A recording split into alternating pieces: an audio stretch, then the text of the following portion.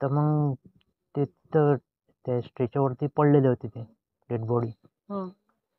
मी तिथं जाऊन त्या डेड बॉडी पाहतो चेहरा, हं. तर तोच व्यक्ती होता.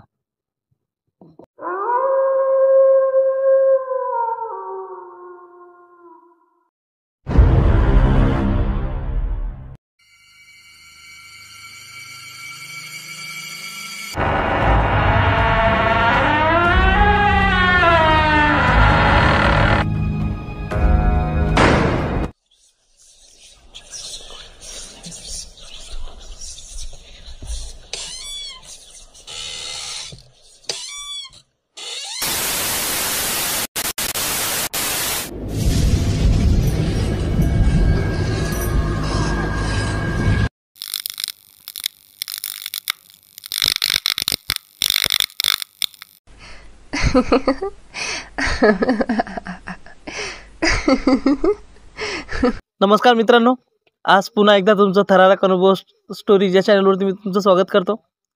आणि मित्रांनो, आज तुम्ही बघू शकता आपल्यासोबत आज शुभम भाऊ आहेत आणि दीपक भाऊ आहेत. जसे नेहमी हे आपल्याला एकदम रोमांचक असे किस्से सांगतात त्यांच्याबद्दल, तसे आजही ते दोघंही आपल्याला एक असा थरारक किस्से तर सांगणार आहेत. पण एक स्पेशालिटी अशी आहे की दोघांसोबत जो घडलेला किस्सा आहे तो हॉस्पिटलमधला आहे. वेगवेगळे त्यांचे वेगवेगळे अनुभव आहेत, पण आज जो आपल्याला ते त्यांच्या सोबत घडलेले जे किस्से आहेत ना, ते आपल्याला सांगणार आहेत.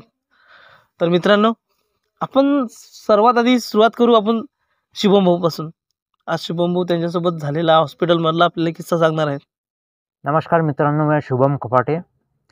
थरारक अनुभव या चॅनलवरती मला परत इन्व्हाइट केलं आणि माझा एक स्वतःचा अनुभव आहे एक, म्हणजे हॉस्पिटलच्या ह्याच्याबद्दल.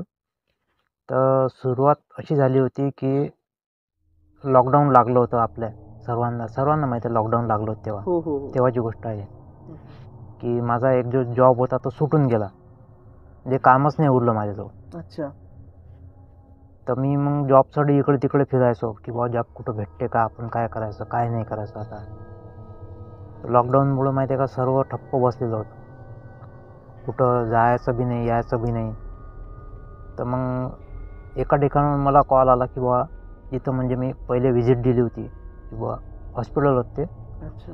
तर तिथं नाईट ड्युटीचा जॉब होता ब्लड बँकवरती. अच्छा. तर मग म्हटलं ठीक आहे, मी येतो भेटीला.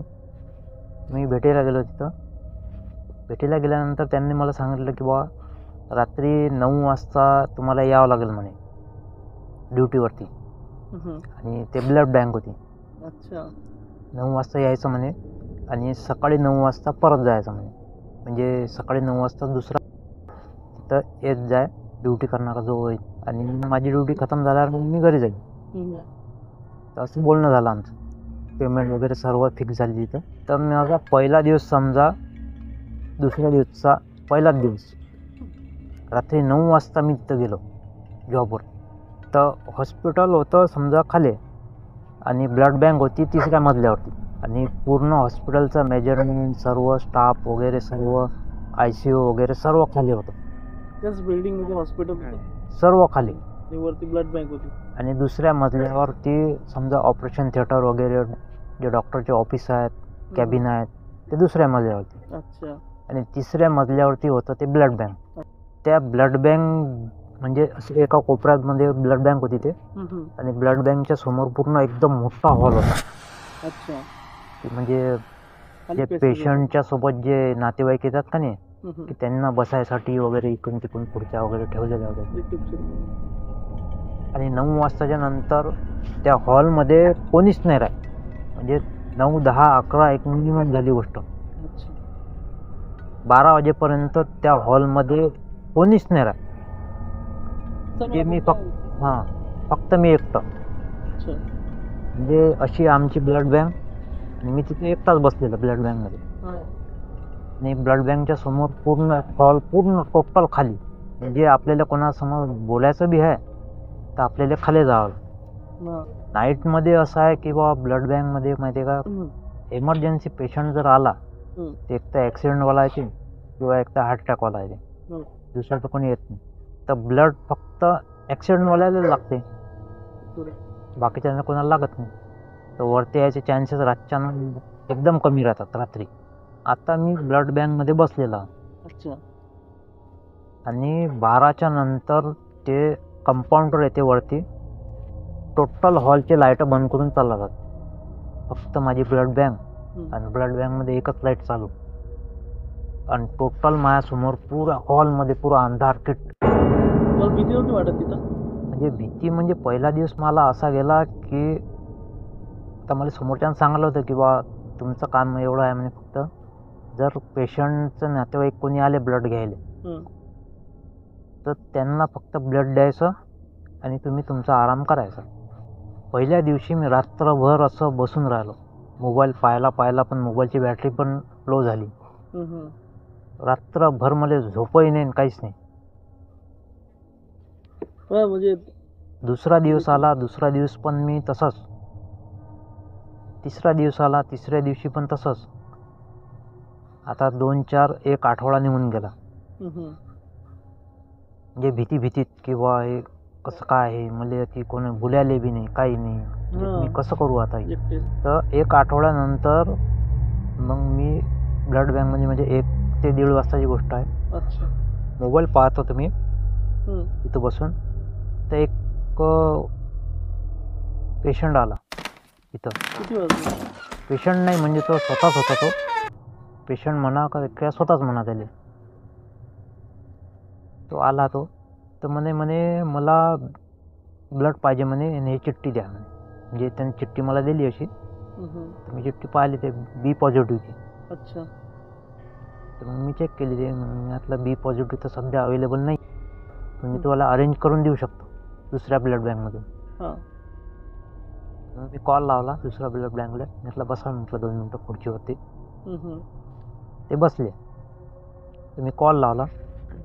कॉल लावल्यावर मग त्यांना सांगितलं की बाबा बी पॉझिटिव्ह असेल तर लवकरात लवकर इथे घेऊन या म्हटलं. बरोबर. तर तिथून माणूस निघाला ब्लड घेऊन. अच्छा. आणि ते खुर्चीवर बसलेले. तर मग मी म्हटलं तुमचे नाव काय, गाव काय, काय काय सर्व मी डिटेल त्यांची घेतली लिहून.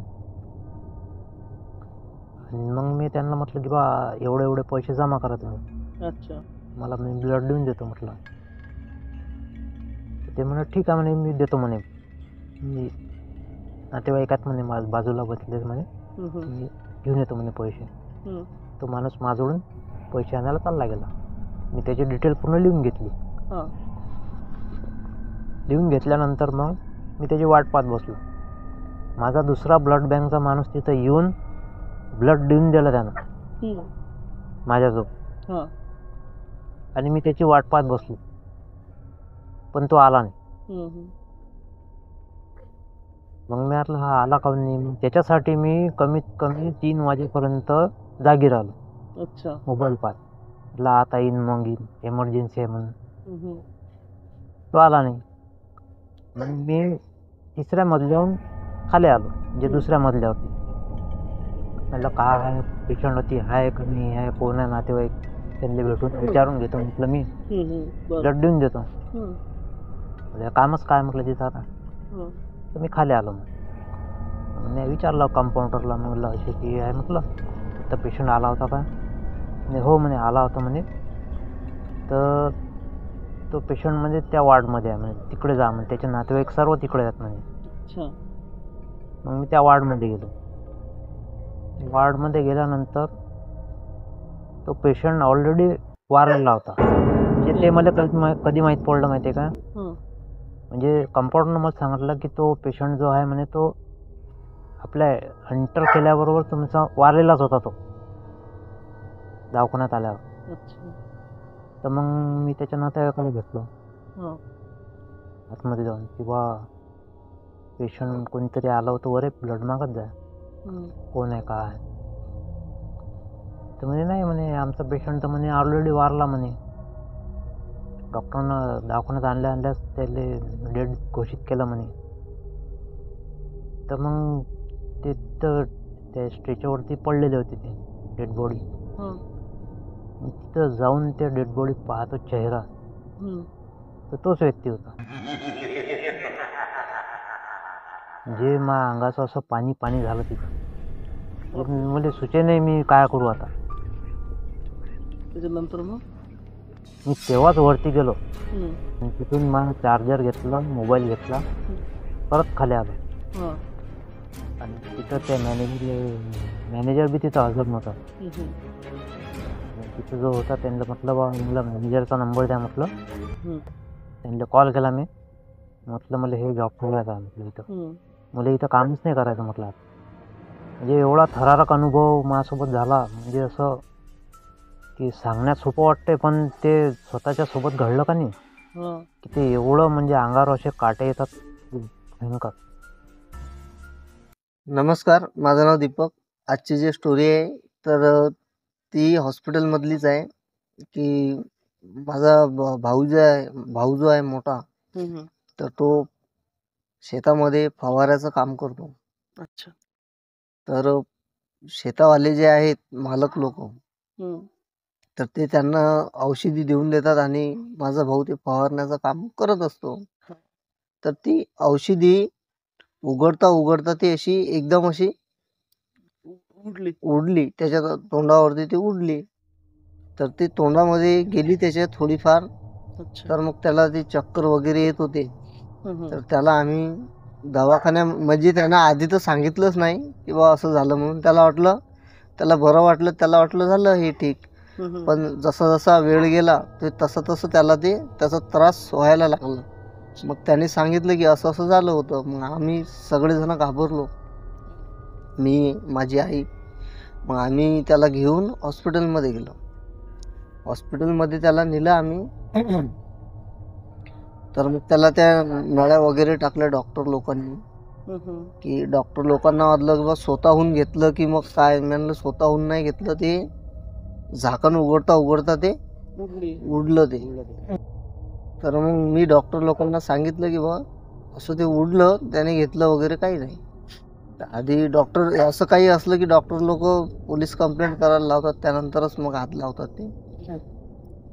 तर मग रात्रीचे तरी 2-2:30 वाजले होते, 2-2:30 वाजले. तर मला काही तिथं झोप येत नव्हती. मी माझ्या आईला म्हणलं की बस इथं याच्याजवळ, मी येतो बाहेरून. नाही तर मग आईला म्हटलं तू अंग टाक साईडला. तर मग मी असा बाहेर निघालो. तर तिथून बाहेर निघालो, ज्या वॉर्डमध्ये माझा भाऊ होता, तिथून निघालो. आणि मी असा सरळ निघालो तर एका लाईननं पूर्ण असे वार्ड होते. तर माझ्या मागे कोणीतरी असं चालत येते, म्हणजे असं जोड्याचा आवाज येत होता, असा टॉक असा आवाज येत होता असा चालायला. तर मी मागे वळून बघितलं तर मला एक असे आजोबा दिसले. टोपी वगैरे होती आणि धोतर वगैरे. ते आजोबाच होते, थोडे लांब होते पण दिसले मला ते. तर मग मला वाटलं कोणी वार्डातलं असेल, बाहेर चाललं असेल कोणी. तर मी सरळ निघून असा टर्न मारतो आणि परत मी टर्न मारता वेळेस असं मागे बघितलं तर मला ते आजोबा दिसले नाही. तर मला असं वाटलं की ते आजोबा एखाद्या वार्डामध्ये गेले असतील. तर मी बाहेर येऊन बसलो. तर माझ्याकडे एक बाई आली. तर ती बाई खूप रडत होती आणि ते बाईने मला अशी म्हणत होती की बा माझ्या घरी एक फोन लावून दे, माझ्याकडे मोबाईल नाही. अच्छा. माझे जे वडील आहे म्हणे ते वारले म्हणे, आणि वारल्याच्याने की बा डॉक्टर लोक मला म्हणजे की हे बॉडी घेऊन जा असा नादा लावत आहेत की बा जेवढं होईल तेवढ्या लवकर तुमच्या वडिलांची बॉडी तुम्ही घेऊन जा. रात्रीचे म्हणे 2 वाजले. मी एकटी बाई म्हणे, माझ्यासोबत कोणी नाही, एक तर मोबाईल नाही म्हणे माझ्याकडे फोन लावण्यासाठी. मी नेऊ तरी कसं. पण खूप रडत होती. म्हणजे ठीक आहे, मी लावून देतो फोन. तर मी त्या मावशीने जो नंबर दिला त्याच्यावर मी फोन लावला.